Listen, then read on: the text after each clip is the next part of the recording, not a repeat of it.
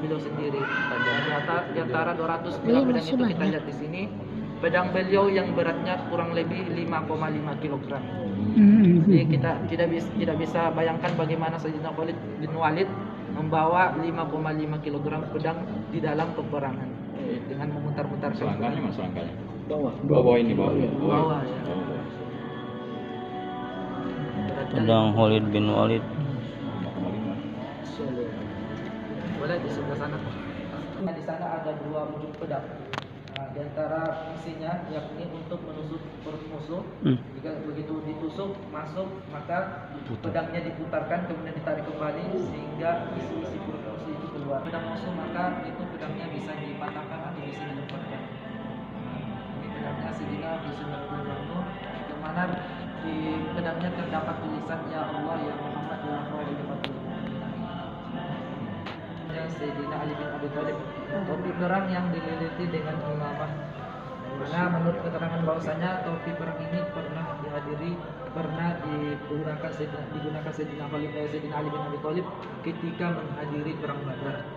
Mana kita kenal bahwasanya perang Badar terjadi banyak sekali pertolongan Allah Subhanahu wa taala, yang mana para sahabat melawan pasukan kaum kafir Quraisy jumlahnya sedikit, yakni 313 sahabat melawan pasukan 950 bahkan 1000 pasukan musuh. Yang mana di sini kita lihat pertolongan Allah Subhanahu wa taala. Jadi ketika itu para sahabat itu tidak menggunakan perlengkapan yang lengkap. Perlengkapan mereka tidak begitu lengkap. Bahkan menurut keterangan bahwasanya ada sahabat yang menggunakan tidak memiliki pedang sama sekali. Sehingga baginda Nabi sallallahu alaihi wasallam mengambil pelapa kurma, kemudian diberikan kepada sahabat, kemudian pelapa kurma itu berubah menjadi pedang. Antara pertolongan Allah. Kemudian di perang Badar itu terjadi tanggal bulan Ramadan, menunjukkan bahwasanya ketika itu para sahabat dalam keadaan berpuasa. Jadi para sahabat dengan keadaan sedikit, dengan perlengkapan yang kurang, kemudian dalam keadaan berpuasa itu bisa membantai, menghabisi 1000 pasukan musuh dengan pasukan yang lengkap. Itu terjadi pertolongan Allah Subhanahu wa taala. Dan alhamdulillah kita lihat di sini sebuah topi perang yang pernah hadir di dalam perang Badar. Ini topi perang yang dibuat miliknya Sayyidina Ali bin Abi Thalib. Hadirnya dilakukan oleh Allah Subhanahu wa taala setelah kita melihat beberapa peninggalannya para baginda Nabi sallallahu, peninggalannya para sahabat dan peninggalannya orang saleh. Alhamdulillah juga di Bukit Tingkir ini juga kami siapkan ada sebuah ruangan yang sangat khusus. Yang di bagian sini kami namanya Rodoh. Karena kenapa? Karena kalau di Madinah ada namanya Rodoh, itu tempatnya sangat mustajab. Doa di sana akan dikabulkan. Makanya kami juga kasih di sini Rodoh, dinamai Rodoh. Karena kenapa? Insya Allah di sini juga mustajab. Karena kenapa? Dekat dengan peninggalannya baginda Nabi SAW. Jadi alhamdulillah di dalam ruangan ini terdapat peninggalannya baginda Nabi SAW yang bersentuhan langsung dengan zatnya baginda Nabi SAW.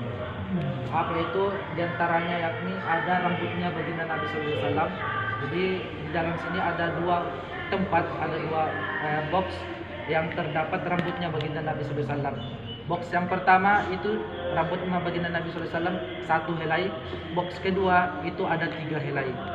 Kemudian ada juga jenggotnya baginda Nabi SAW 3 helai jenggotnya baginda Nabi SAW. Kemudian ada juga darah bekamnya baginda Nabi SAW. Mana masya Allah dulu pernah ketika baginda Nabi SAW berbekam kepada sahabat, maka baginda Nabi SAW perintahkan sahabat ini untuk menyimpan darah bekamnya agar tidak dilihat oleh orang lain. Maka sahabat ini bingung mau simpan di mana, ternyata darah bekamnya itu diminum. Diminum. Maka ketika itu ditanya, darah bekamnya simpan di mana? Maka sahabat tadi mengatakan, saya meminumnya ya Rasulullah. Maka baginda Nabi SAW bersabda, barang siapa yang bercampur dengan darahku di dalam dirinya, maka tidak akan disentuh oleh api neraka. Maka alhamdulillah di dalam sini ada darah bekamnya baginda Nabi SAW, yang mana semoga dengan melihat darah bekamnya baginda Nabi SAW, Allah haramkan pandangan kita melihat api neraka. Amin ya Allah. Para sahabat sudah meminumnya, Allah haramkan untuk disentuh kulitnya oleh api neraka. Dan semoga dengan melihat darah bekamnya baginda Nabi SAW juga bisa menjadi hujah kita, bisa menjadi hujah kita agar bisa, semoga Allah jauhkan pandangan kita melihat api neraka. Kemudian di sebelahnya juga ada keringatnya baginda Nabi SAW, yang mana alhamdulillah dulu para sahabat ketika memakai wewangian itu beliau memakai wewangian dari keringatnya Rasulullah SAW. Karena kenapa? Keringatnya Rasulullah SAW itu lebih wangi daripada minyak kasturi. Maka para sahabat memakai wewangian dari keringatnya Rasulullah SAW. Alhamdulillah kita lihat di sini, nanti kita melihat keringatnya Rasulullah SAW. Kemudian ada juga kayu siwak yang pernah digunakan oleh Rasulullah SAW. Ada juga tanah makomnya baginda Nabi SAW. Tanah makom yang diambil ketika renovasi makomnya beliau tahun 1255 Masehi. Jadi begitu makom beliau diperbaiki, maka tanah makom beliau diambil. Alhamdulillah bisa sampai di sini, kita akan lihat nantinya. Kemudian ada juga helaian sorbannya baginda Nabi sallallahu alaihi wasallam atau sobekan sorbannya baginda Nabi sallallahu alaihi wasallam, warnanya hitam putih hitam. Dan juga nanti kita lihat ada terompahnya baginda Nabi sallallahu alaihi wasallam. Sepasang terompahnya baginda Nabi sallallahu alaihi wasallam yang mana begitu banyak keberkahannya, yang mana menurut keterangan bahwasanya ketika membawa terompahnya, simbol terompahnya saja, gambar terompah Rasulullah SAW, ketika dibawa istiqomah, dibawa kemana-mana, maka orang yang membawa simbol terompahnya baginda Nabi SAW itu tidak akan mati kecuali dalam keadaan husnul khotimah. Amin. Disimpan di dalam rumah, maka rumah tersebut tidak akan diturunkan musibah. Amin.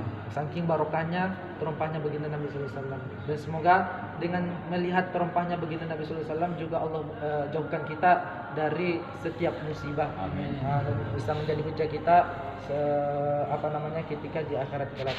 Kemudian di sampingnya juga ada batu yang terdapat bekas telapak kakinya baginda Nabi SAW.